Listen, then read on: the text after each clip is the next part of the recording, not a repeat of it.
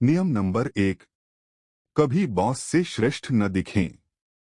अपने से वरिष्ठ लोगों को यह महसूस करने दें कि वे आपसे श्रेष्ठ हैं। उन्हें खुश और प्रभावित करने के लिए अपनी योग्यताओं का जरूरत से ज्यादा प्रदर्शन न करें। अगर आप ऐसा करेंगे तो परिणाम ठीक उल्टा होगा। वे भयभीत और असुरक्षित महसूस करेंगे। इसके बजाय अगर आप अपने बॉस को ज्यादा प्रतिभाशाली बताते रहेंगे तो आप बुलंदियों को छू लेंगे। शक्ति की कुंजी। हर इंसान में असुरक्षा की भावनाएं होती हैं।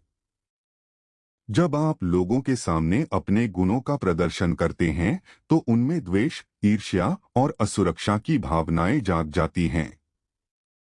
यह स्वाभाविक है और इसका कोई इलाज नहीं है। दूसरों की ओछी भावनाओं की चिंता करके आप अपनी जिंदगी बर्बाद नहीं कर सकते। बहरहाल अपने से ऊपर बैठे लोगों के प्रति आपको एक अलग नीति अपनानी चाहिए। बॉस से श्रेष्ठ दिखना या उससे ज्यादा प्रभावशाली दिखना शक्ति हासिल करने की राह में शायद सबसे बड़ी गलती होती है। यह सोचने की मूर्खता न करें कि दुनिया लुई 14वें और मेडिसी के युग के बाद बहुत बदल चुकी है। ऊंचे पद पर बैठे लोग राजाओं और रानियों की तरह होते हैं। वे अपने पद पर सुरक्षित महसूस करना चाहते हैं। बुद्धि, वाक्चातुर्य और आकर्षण के मामले में वे अपने आसपास के लोगों से श्रेष्ठ दिखना चाहते हैं। आप भूल से भी इस आम धारणा पर न चलें कि प्रतिभा और गुणों का प्रदर्शन करके आप बॉस की सद्भावना हासिल कर लेंगे। हो सकता है बॉस ऊपर से तो आपकी प्रशंसा करने का नाटक करे, लेकिन मौका मिलते ही वह आपकी जगह पर किसी कम बुद्धिमान, कम आकर्षक और कम खतरनाक लगने वाले व्यक्ति को नियुक्त कर देगा। आपको यह जान लेना चाहिए कि इस नियम के दो पहलू हैं। पहली बात, हो सकता है कि आप कोशिश किए बिना ही अपने बॉस से श्रेष्ठ या ज्यादा दैदीप्यमान दिखते हों। बहरहाल कुछ बॉस दूसरों से ज्यादा असुरक्षित महसूस करते हैं। हो सकता है कि अपने आकर्षण और गुणों की बदौलत आप बिना कुछ किए ही उनसे ज्यादा प्रभावशाली दिखते हों। अगर आप अपने आकर्षण को कम न करना चाहें तो भी कम से कम आपको आत्म प्रदर्शन के इस दैत्य से बचना चाहिए और बॉस के साथ रहते समय अपने अच्छे गुणों को दबाने का तरीका खोजना चाहिए। दूसरी बात, यह कभी न माने कि चूंकि बॉस आपसे प्रेम करता है इसलिए आप अपनी मनमर्जी का हर काम कर सकते हैं। ऐसे कई प्रिय पात्रों या मुंह चढ़ाए लोगों पर किताबें लिखी जा सकती हैं जिन्होंने यह मान लिया था कि वे हमेशा बॉस की नजरों में चढ़े रहेंगे, लेकिन बॉस से ज्यादा चमकने के कारण वे उसकी नजरों से गिर गए। अपने बॉस से श्रेष्ठ दिखने के खतरे को जानने के बाद आप इस नियम से लाभ उठा सकते हैं।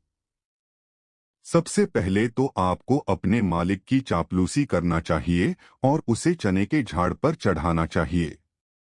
प्रत्यक्ष या सीधी चापलूसी असरदार होती है, लेकिन इसकी कुछ सीमाएं भी हैं।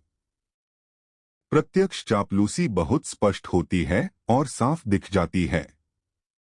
इसके अलावा यह दूसरे दरबारियों को भी चुभ जाती है। इसके बजाय अप्रत्यक्ष या छिपाकर की गई चापलूसी बहुत शक्तिशाली होती है। उदाहरण के लिए, अगर आप अपने बॉस से ज्यादा बुद्धिमान हैं तो इसके विपरीत प्रदर्शन करें। उसे अपने से ज्यादा बुद्धिमान नजर आने दें। मूर्खता का अभिनय करें। ऐसा दिखावा करें जैसे आपको उसकी विशेषज्ञतापूर्ण सलाह की जरूरत है। ऐसी हानिरहित गलतियां करें जिनसे आपको आगे चलकर नुकसान न पहुंचे, लेकिन जिनके कारण आपको उसकी मदद मांगने का अवसर मिले। हर बॉस को अपने ज्ञान का प्रदर्शन करना अच्छा लगता है। अगर आप अपने बॉस के अनुभव के खजाने से सलाह नहीं मांगेंगे तो वह आपके प्रति आक्रोश और दुर्भावना रख सकता है। अगर आपके विचार अपने बॉस के विचारों से ज्यादा रचनात्मक हैं तो सबके सामने उनका श्रेय उसे ही दें। सबको यह स्पष्ट बता दें कि आपकी सलाह दरअसल बॉस की सलाह की प्रतिध्वनि मात्र है। अगर आप अपने बॉस से ज्यादा सामाजिक और उदार हैं, तो आपको सावधान रहना चाहिए। इस बात का ध्यान रखें कि आपका बॉस सूर्य है और आपको उसकी चमक रोकने वाला बादल नहीं बनना चाहिए। सबके सामने हमेशा बॉस को सूर्य साबित करते रहें, जिसके चारों तरफ हर व्यक्ति ग्रहों की तरह चक्कर लगाता है। उसे शक्ति और प्रकाश का पुंज बना दें। उसे ध्यान का केंद्र बना दें। इन सभी मामलों में अपने गुणों को छिपाना कमजोरी नहीं है, क्योंकि इसके परिणामस्वरूप आपको शक्ति हासिल होती है। जब आप बॉस को अपने से ज्यादा चमकने देते हैं, तो बागडोर आपके हाथ में होती है। आप उसकी असुरक्षा के शिकार नहीं बनते हैं। यह उस दिन काम आएगा जब आप निचले पद से ऊपर उठने की कोशिश करेंगे। अगर आप बॉस को खुद से ज्यादा चमकने देंगे, तो वह आपको ईश्वर का दिया वरदान मानेगा और तत्काल आपकी तरक्की कर देगा।